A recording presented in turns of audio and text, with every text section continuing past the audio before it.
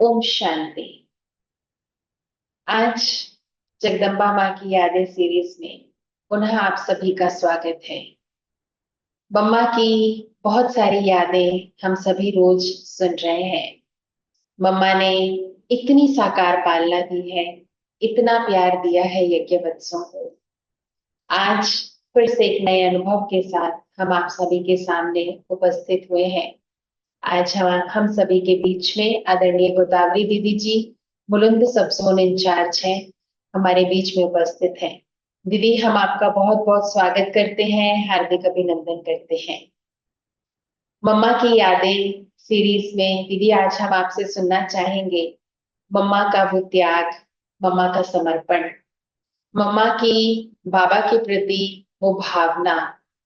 मम्मा ही एक वो थी जिन्होंने बाबा को यथार्थ रीति समझा, यथार्थ रीति जाना और उस यथार्थ रीति के साथ उसको याद कर अपनी संपूर्णता की स्थिति को प्राप्त किया। तो दीदी, आज हम आपसे सुनना चाहेंगे कि आपके मम्मा के साथ के पर्सनल एक्सपीरियंसेस, आपने मम्मा से जो पालना ली, आप हम सभी के साथ वो पालना शेयर करें।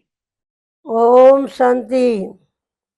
हमारी आशा दीदी और आदरणीय भ्राता ब्रजमोहन जी, आनंद भाई और सभी हमारे देवी परिवार और साथ में दिव्या बहन जी, सभी को 24 जून मम्मा की पुण्यतिथि दिवस पर सभी को खास इन मम्मा को श्रद्धा सुमन समर्पित करते हैं।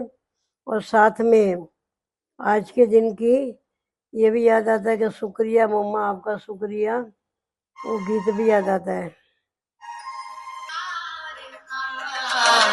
कैसे करे हम शुक्रिया मम्मा तेरे उपकार का, कैसे करें हम शुक्रिया ये माँ आपके उपकार का।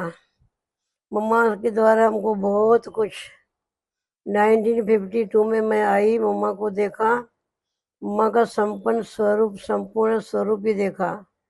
जैसे मम्मा बैठी थी, बाल खुला था, जो लग रहा था जैसे जगदम्बा माँ बैठी है। उसके पास मैं भी जाकर के बैठी तो मैंने मम्मा को कहा कि मम्मा, अब ऐसा क्या पुरुषार्थ करती हो जो संपन्न और संपूर्ण बन गई। अभी भी आपका संपूर्ण स्वरूप हमको सामने आ रहा है। तो मम्मा ने कहा कि गुजर एक काम करो, रोज सवेरे 2 बजे से लेकर के 5 बजे तक योग करो। वो दिन के बाद मैं कंटिन्यू 2 से 5 बजे तक उठ करके बैठती थी, योग करती थी। कभी भी एक दिन भी मिस नहीं हुआ। एक दिन सिर्फ 2 से 2-3 मिनट आगे गया होगा घड़ी, और मैं उठ ही रही थी, लेकिन इतने में माँ खुद आई, मुझे हिलाने लगी। वही मम्मा का स्वरूप था। हिलाने लगी और कहा कि गुदारे उठो उठो, पुरुषार्थ नहीं करना है। तुरंत मैं जाग गई और उठ करके बाबा के याद में बैठ गई। मैंने ये भी पूछा था मम्मा को कि मम्मा ये पुरुषार्थ किस लिए कर रहे हैं। तो कहा कि देखो, पूरे विश्व की आत्मा ऐसे बाबा के बच्चे हैं, उन लोगों को भी हमको शक्ति देनी है, ऊर्जा देना है। तो आप जब भी योग में बैठते हो तो यही दृढ़ संकल्प करो कि सारे विश्व की आत्माओं को हमको शक्ति प्रदान करनी है, हमको शांति देनी है। वो दिन से बस मेरा यही एक लक्ष्य हो गया कि जब भी याद में बाबा की बैठती हूँ तो मुझे यही ख्याल आता है कि सारे विश्व की आत्माएं, न सिर्फ हम, न सिर्फ क्लास के भाई बहन है, लेकिन पूरे विश्व की आत्माएं हमारा परिवार है, बाबा के बच्चे हैं। तो दूसरी शिक्षा मम्मा से हमको ये मिली, वसुदैव कुटुंबकम। जब हम एक पिता के बच्चे हैं तो आपस में लड़ना झगड़ना, तेरा मेरा, तू हमें किस लिए करने का। तो मम्मा ने कहा कि ये भी कितना बड़ा बॉडी का अवसर है। देखो, कई उन्हें बहुत कुछ काम विकल्प को छोड़ने में तकलीफ नहीं हुई, लेकिन मैं और मेरा जल्दी से जाता नहीं है बच्चों के दिल में से। अभी वो भी समय आ गया है कि मैं और मेरापन का छोड़ करके बाबा के हवाले अपना जिंदगी जीवन कर देने का, सरेंडर कर देने का। तो मम्मा ने कहा कि पहले तो बुद्धि समर्पित होनी चाहिए। और ये मम्मा ने कहा कि हमारी बुद्धि क्लीन और क्लियर होनी चाहिए। जितना क्लीन और क्लियर होगी उतनी बाबा की यादें तो आएगी, लेकिन वतन का भी अनुभव हम कर सकेंगे, क्योंकि हम सभी आए हैं परम धाम में, जाना भी हमें परम धाम में है। परंतु परम धाम, अव्यक्त वतन, सूक्ष्म वतन किसको कहा जाता है कुछ पता नहीं था। मम्मा के कहने पर हमने भी अनुभूति किया, तो हमको सब कुछ वो इस चीजें दिखाई दिया और इतनी शक्ति मिली। जैसे परम धाम क्या है, जहाँ से आत्मा यहाँ आती है। मैं ये बॉडी नहीं हूँ, बॉडी तो 5 तत्वों की बनी हुई चीज है, शरीर, आकाश, वायु, अग्नि, जल, पृथ्वी। परंतु इसके अंदर जो चैतन्य शक्ति आत्मा है, वो आत्मा ही मैं हूँ। मैं खुद ही चैतन्य शक्ति हूँ, जिसका मम्मा ने कहा कि देखो सत्य चित्त आनंद, हमेशा ये ख्याल रखना चाहिए कि मैं, मेरे में सत्यता, पवित्रता और मेरी बुद्धि भी अहिंसक होनी चाहिए। कभी भी कोई भी प्रकार का व्यर्थ संकल्प नहीं चलना चाहिए। ऐसा जब बोल रहे थे, इतने में एक माता आई और कहा कि मम्मा, आज मैं बहुत शक्तिशाली हो गई हूँ और आज तो मेरे में सहन शक्ति भी बहुत आ गई है। देखो मेरे पति ने आज जरा गुस्से में आकर के मुझे एक थप्पड़ मार दिया, तो मैंने इतना, मुझे सहन शक्ति थी, याद थी बाबा की, मैं खुश हो रही थी।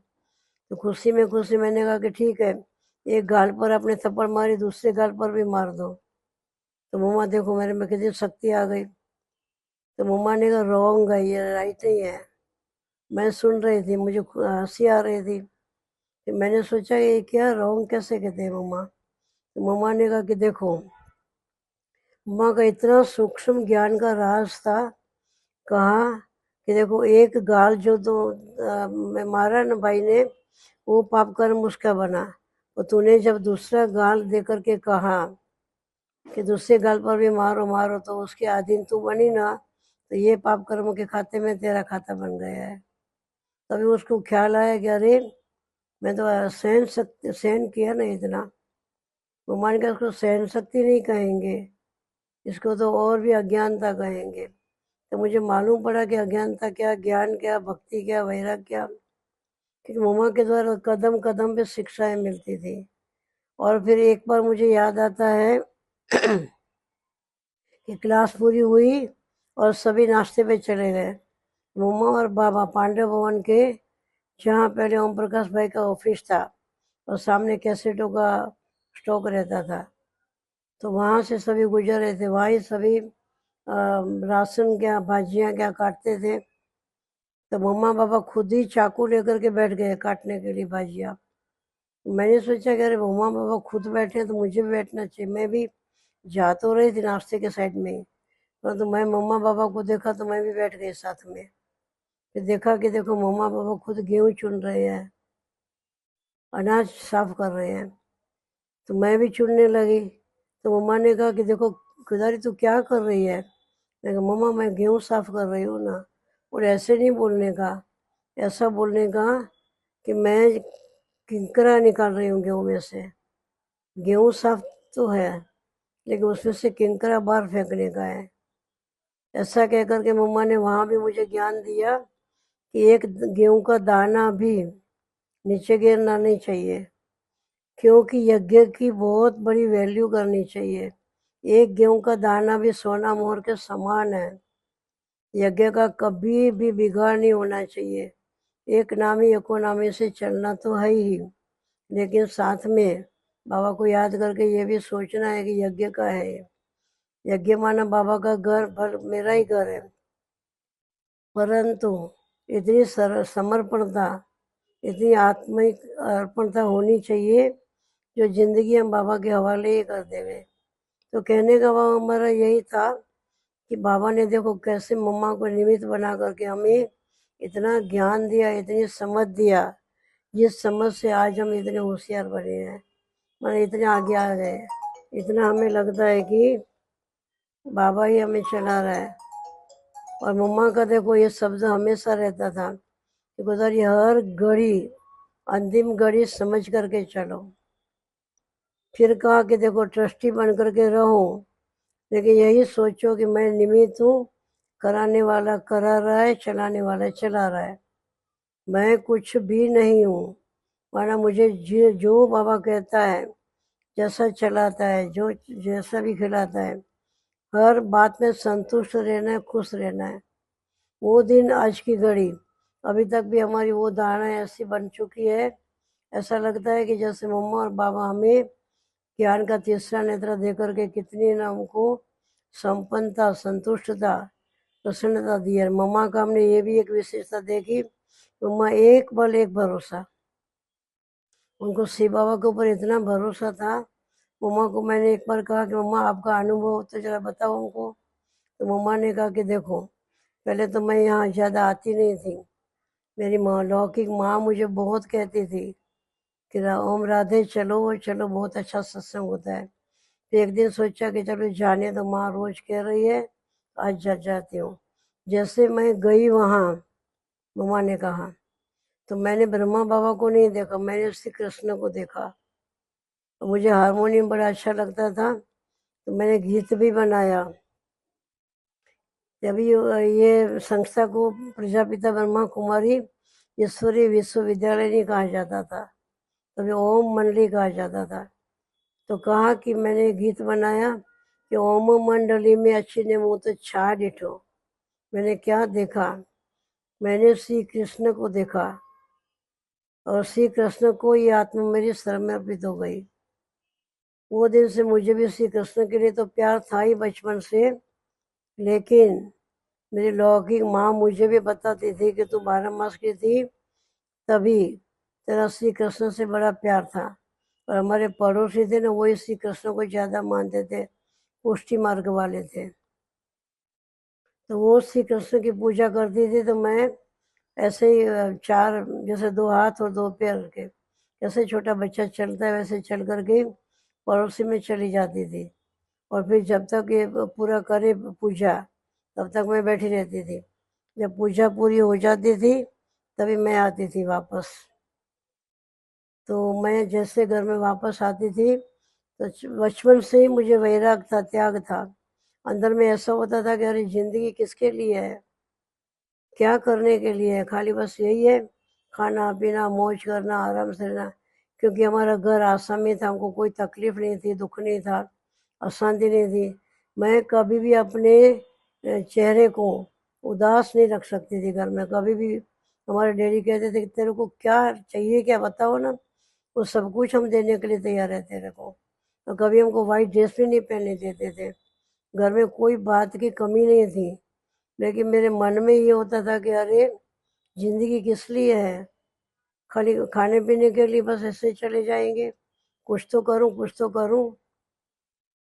तो एक दिन मेरे डैडी की तबीयत ठीक नहीं थी, तो मैंने कहा डैडी मैं एक चीज़ आपसे कहूँ, मुझे आप दोगे? तो बोले हाँ बेटा, क्यों नहीं, बताओ। तो मैंने कहा कि डैडी मुझे और कुछ भी नहीं चाहिए घर से, सिर्फ मुझे एक ही चाहिए कि मुझे सच्ची मीरा बनने दो आप। बनने दोगे? तो हंसने लगे, बोले बेटा किस लिए बनना है सच्ची मीरा, क्या जरूरत पड़ी है तेरे को, शांति चाहिए, सुख चाहिए, खुशी चाहिए, आनंद चाहिए, क्या चाहिए, सब कुछ तो तेरे को मैं देने के लिए तैयार हूँ। परंतु मेरा मन कोई भी बात में मानता नहीं था, परंतु उदास नहीं रहती थी, लेकिन चेहरा थोड़ा गंभीर जरूर रहता था। तो मम्मा को भी हमने देखा कि मम्मा इतनी हर्षित मुख थी, गंभीर थी, रमणीक थी। उनके मैं उनके मुख से जब बोलती थी ना, तो ऐसा लगता था जैसे फूल बरस रहे हैं। तो मम्मा की, बाबा की वाणी सुन करके मुझे इतना अच्छा लगता था कि मैं एक शब्द भी मम्मा की वाणी का और बाबा की मुरली का भी कभी नीचे नहीं जाने देती थी। जब इस सभी दादियों के साथ भी हम बैठती थी और बाबा वाणी चढ़ाते थे, तो उस टाइम पे जैसे मैं ऐसे कैसे झेल लेती थी, और वही बुद्धि में रख करके फिर घर में जा करके तुरंत ही नोट करती थी। पहले तो इतनी मुरलियाँ भी नहीं मिलती थी, न टीवी था, न मोबाइल था, कुछ नहीं था हमारे समय पर। तो जो सुन करके आते थे वही आकर के सभी को सुनाती थी। ऐसा करते करते मेरा समय बीतता गया, मैं बड़ी होती गई, 16-17 साल की हुई, तो एक ज्योतिष आया हमारे घर में, और हमको देखता रहे, तो मुझे अच्छा नहीं लग रहा था। मेरी माँ को हमने कहा कि ये क्या देख रहा है, मुझे क्यों देख रहा है। तो वहाँ बोला कि देखो ये आपकी जो बेटी है ना, उनकी उम्र 19 साल की है। अगर 19 साल के बाद अगर समय गया, समझो बच गई, तो 100 साल की होगी। अगर नहीं बची तो 19 साल में ही चली जाएगी। तो मेरी माँ उस टाइम पर ही रोने लगी, उनका मोह बहुत था हमारे में। और वो तो हर एक माँ को, माँ बाप को तो बच्चों में मोह होता ही है। परंतु फिर भी उसने कहा, हमने भी सुन लिया, माँ ने भी सुना। माँ तो उस टाइम पर ही रोने लगी कि बस 19 साल के बाद ये नहीं बचेगी, तो और ज़्यादा मोह होने लगा इनको। तो घड़ी घड़ी हर बात में कुछ भी होगा ना, तो मुझे याद करेगी, बेटा तू यहाँ हो, तू मुझे देखती है ना, तो मेरे को हाथ भी घुमाती है तो मैं ठीक हो जाती हूँ। तेरे को मैं किधर भी छोड़ेगी नहीं, न जाने देगी किधर भी। तो बहुत उनको अंदर में प्यार था, स्नेह था, साथ में मोह भी इतना ही था। वो तो धीरे धीरे धीरे आकर के मैं 19 साल की हो भी गई। तब मैं बीमार बहुत पड़ी, 1 महीना बीमार रही, कुछ पानी भी नहीं पिया होगा, पानी भी नहीं जाता था। लेकिन मेरी माँ मेरी बड़ी बहुत तपस्या करने लगी, भगवान को याद करने लगी कि इनको कुछ नहीं होना चाहिए।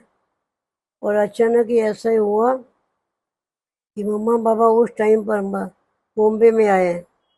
बॉम्बे में आकर के रहे कुछ दिन। तो मम्मा उस टाइम पर 1965 में बीमार पड़ी, तो हॉस्पिटल में थी। तो हम गई देखने के लिए माँ को। तो मम्मा को हमने कहा कि मम्मा आप ठीक रहो, आपकी जो कुछ बीमारी है हमको दे दो, हम ले लेंगे।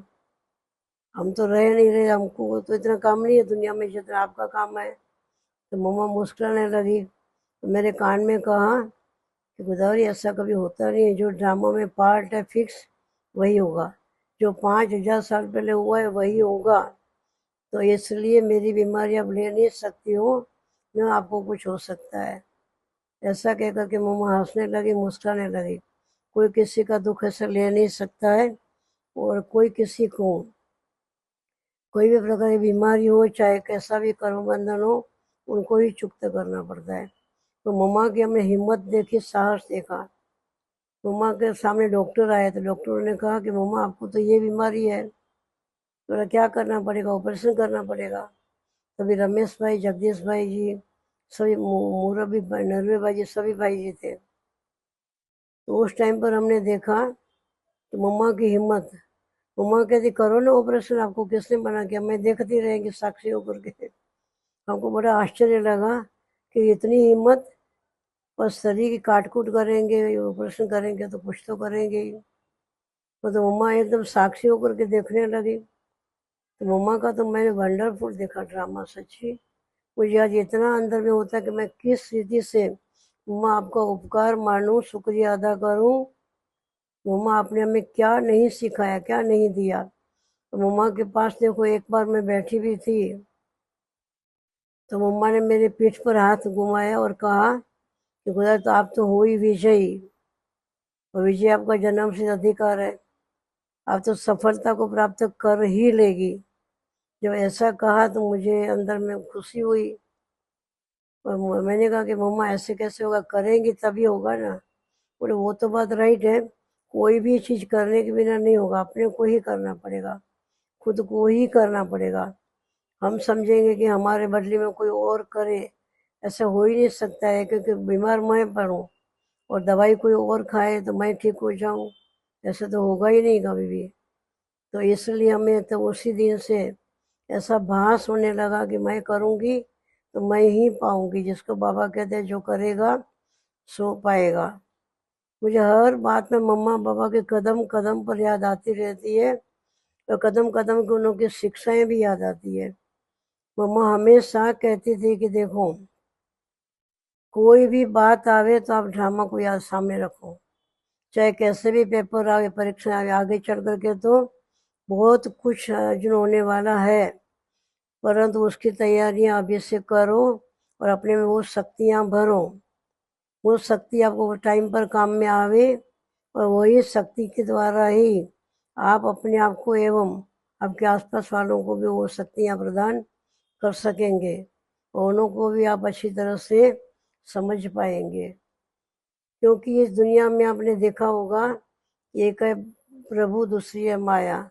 माया भी कोई कम नहीं है, विघन डालती रहती है, लेकिन वो भी समझती है कि ये ग्राहक बड़ा अच्छा है, कहीं छूट न जाए हाथ से, तो पकड़ती रहती है। परंतु माँ ने कहा कि कितना भी माया पकड़े, ब्रह्मा कुमारी बने, माना ही ब्रह्मचर्य तो आ गया, परंतु आगे चल करके क्रोध के रूप में, लोभ के रूप में, मोह के रूप में, अभिमान के रूप में, अपमान के रूप में, कई प्रकार से अलबेलापन, आलस्य आएगा।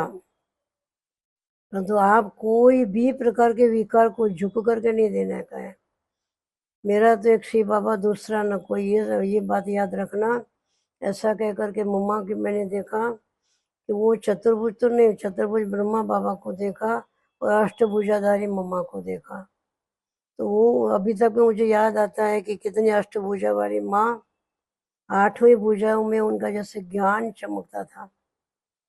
और विष्णु चतुर्भुज, मन शंख चक्र गदा पद्म, और मम्मा जो अष्टभुजाधारी थी, तो मैंने इन आंखों से देखा कि मम्मा में ज्ञान बल, योग बल, धारणा बल, सभी प्रकार के बल, शक्ति स्वरूप थी मम्मा। जो यादगार बना है ना द्वापर से जगदम्बा का, जगह जगह कई मंदिर भी बने हैं। परंतु मैंने देखा कि सभी प्रकार के बलधारी, स्वरूपधारी, और प्रैक्टिकल में दिखाई दे रहे थे माँ को। तो देखा तो जब वो हंसती थी, मुस्कुराती थी, तो इतना अच्छा लगता था कि जैसे मुस्कुराती रह गए मम्मा। तो मम्मा कहती थी कि हमेशा ये गीत याद रखो, किसी ने मुझको बना के अपना मुस्कुराना सिखा दिया। माया ने मुरझाया और बाबा ने हमको मुस्कुराना सिखाया। तो इतनी याद, एक एक पल में मम्मा की शिक्षाएं याद आती है और दिल गदगद होती है, और यही गीत गाते रहते हैं। और एक बात हमको ये भी याद आती है कि मेरी तबीयत थोड़ी ठीक नहीं थी, तो मैं उस टाइम पर एक दूसरी जगह पर थी। तो एक भाई आया और उनकी दो बच्चियों को भी साथ में लेके आया। बोले हमको ऐसा आपको सुनाने के लिए हम आए हैं। मैंने कहा किसके गीत है? तो बोले मम्मा के। तो मैंने कहा मुझे सुनाओ, भले पढ़ के सुना दो, लेकिन मम्मा का एक भी कैसेट गीतों का मैंने सुना नहीं अभी तक। मेरा विचार है कि आप अपन कैसेट बना लेवे, तो आपकी बच्चियां जो इतना अच्छा गाती है, हमारे पास भी एक है ऐसी बच्ची। तो हमने उसका भी नाम, उसको फ़ोन किया, उसको बुलाया, उसके लौकिक माँ बाप को भी बुलाया। हमने कहा कि देखो ये आज के आज कैसे भी करके रात को हमको ये कैसेट बनाना ही है, कुछ भी हो जाए। मम्मा भी ने भी हमको ज्ञान दिया था कि हिम्मत से बच्चे तो मदद बाबा आता ही है। तो हमको ये अंदर में हिम्मत भी आई, उमंग भी आया, उत्साह भी आया, खुशी भी आई और शक्ति भी आई। तुरंत ही हमने तैयारी किया, स्टूडियो में उसको भी फ़ोन कर दिया कि हमारी बहनें आ रही है। और वहाँ बोला कि मेरे पास कुछ साज भी है, हारमोनियम तबला वगैरह, उस वजह से साज बजाने वाले भी है। तो हमने कहा ठीक है कि एक 10-15 मिनट थोड़ा सा रियाज करना, फिर तुरंत ही गीत बजा देना। तो फिर उन्होंने रात ही भर जाग करके अच्छी तरह से कैसेट बनाया, और सवेरे हमको वो कैसेट हाथ में भी मिल गया। मुझे इतनी खुशी का कोई पारावार नहीं रहा। मैं ज्ञान में आने के बाद 19 साल तक तो मुझे घर में रहना ही पड़ा। बाद में भी मुझे बाबा मिला, मम्मा मिली, और ज्ञान का तीसरा नेत्र भी खुला। और अभी भी हर समय पर, जब भी मधुबन में भी रहती थी, तो दादियों को मैं गुड नाइट करनी चाहती थी रात को। तभी मैंने देखा कि दादी तो मुरली पढ़ रही है। तो हमने कहा कि दादी अब कितनी बार पढ़ती हो मुरली? तो बोले 5-6 बार तो कम से कम हो ही जाता है मेरा। वो दिन से मैंने भी सोचा कि नहीं, एक मुरली एक बार नहीं, बड़े सुन के आते हैं, लेकिन उसके बाद घर में पढ़नी चाहिए, फिर शांत में एकांत में बैठ कर के भी पढ़नी चाहिए। वही मुरली को रिवाइज भी करनी चाहिए, रिपीट भी करनी चाहिए। और फिर वही मुरली का जो बहुत ही गहरी समझ है, गुप्त समझ है कि भगवान खुद ज्ञान दे रहा है, तो उनके लिए हम जितना भी करें उतना कम ही कम है। अभी भी ये बात कभी मैं अमृत वेले याद करती हूँ तो मेरी आंखों में आंसू छलक जाता है। ऐसा होता है कि वाह बाबा वाह, तूने हमारी लाइफ को सचमुच बना दिया। हम तो आपके लिए जितना भी करें उतना कम ही कम है। आज भी दिल से यही गीत निकलता है कि शुक्रिया बाबा, आपका ही शुक्रिया है। किस शब्दों में आपका उपकार हम किस तरीके से वो आपका उपकार हम आपको रिटर्न करें। मम्मा आपका भी बहुत बहुत बहुत शुक्रिया है, शुक्रिया है। तो अभी भी दिल यही गाती रहती रात दिन, और यही कैसेट अपने बनाई, फिर तुरंत ही मधुबन में भेजा। और करुणा भाई थे तभी, तो करुणा भाई ने भी सुना। उन्होंने गीत तो बड़े अच्छे हैं, पूरा कैसेट ही मम्मा के नाम का बना करके वहाँ भेज दिया था। अभी तक भी मेरे दिल में यही रहता है कि नहीं, बाबा का संदेश घर घर में पहुँचाना चाहिए। भगवान आ चुका है, तो मैं कहती हूँ खुशी होनी चाहिए। लोगों को पता ही नहीं है, बस रात दिन भौतिकवाद में ही पड़े हैं, रात दिन लौकिकता न भौतिकता। ये लाना है, नहीं करना, बैठेंगे बाबा के कमरे में और फिर याद करेंगे घर को, अमेरिका को, लंदन को। और अभी जैसे ही फ्लाइट गिरा है ना, तब से लेकर के लंदन अमेरिका को भूल गए हैं। अभी और भी पढ़ते हैं तो पेपर में आता है कि कई कहते हैं कि अभी हम फ्लाइट में कभी जाएंगे ही नहीं। तो ऐसा नहीं करना है, वो तो कभी कभी गिरता है, रोज थोड़ी गिरता है। हमें अपना उमंग गुस्सा को छोड़ना नहीं है। तो बाबा ने, मम्मा ने हजारों प्रकार की शिक्षाएं एक जिंदगी अपनी बनाने के लिए दिया है। मम्मा कहती थी हम तो निमित्त मात्र है, करण करावनहार बाबा है। और ये बात सही है कि कराने वाला चलाने वाला बाबा है, हम निमित्त है। न हमारा घर, न सेंटर, न कोई स्टूडेंट्स, ये सभी आप बाबा के बच्चे हैं। बाबा ही चलाने वाला है, चलाने वाला चला रहा है, कराने वाला करा रहा है। अभी और मैं क्या सुनाऊँ, बहुत सारी बातें हैं जो कभी रूबरू मिलेंगे तो सुनाएंगे। अच्छा भाई, कुछ भूल हुई हो तो मैं क्षमा चाहती हूँ। आप सभी को बहुत बहुत ही 24 जून की क्या कहेंगे, श्रद्धांजलि, भावांजलि, स्नेहांजलि मम्मा को समर्पित कर रहे हैं। और आप भी सभी हमारे साथ बाबा के बच्चे, जो हमारा परिवार है वो तो याद रहता ही है। परिवार की पालना कैसे करनी, परवरिश कैसे करनी, ऊर्जा दादी के द्वारा भी अव्यक्त बाप दादा ने हमको बहुत कुछ समझाया है, अभी भी समझा रहे हैं। और समझ करके अभी हमें समय वो चल रहा है कि हमें संपन्न और संपूर्ण बनना है। अभी हमारी अवस्था, हमारी स्थिति वो होनी चाहिए जो एकाग्रता और एकांत में बैठ करके हमें अपनी ही स्टडी करनी है। औरों की बातें छोड़ो, ये क्या करता है ना, वो क्या करता है ना, क्या करना है हमको, कुछ भी करे। हमें अपने आप को संपन्न बनाने के लिए रात दिन जाग करके भी मेहनत करनी है। और यही याद रखना है कि बाबा हमारा, हम बाबा के हैं। तो दीदी ने हम सभी के साथ मम्मा के वो पल, वो सुनहरी यादें, मम्मा के साथ के वो असीम प्यार वाले पल हम सभी के साथ शेयर किए। मम्मा की वो यादें जिससे उनके जीवन में बहुत परिवर्तन आया, और उन यादों से हम सीखकर अपने जीवन में बहुत बहुत परिवर्तन करने वाले हैं। दीदी आपका बहुत बहुत शुक्रिया आज हम सभी के साथ जुड़ने के लिए, और मम्मा की इतनी प्यारी यादें, मीठी मम्मा की मीठी यादें हम सभी के साथ शेयर करने के लिए। आप सभी दर्शकों का भी बहुत बहुत धन्यवाद, सभी के साथ, हम सभी के साथ जुड़ने के लिए। आप सभी से फिर से पुनः मुलाकात होगी, तब तक के लिए ओम शांति। ओम शांति।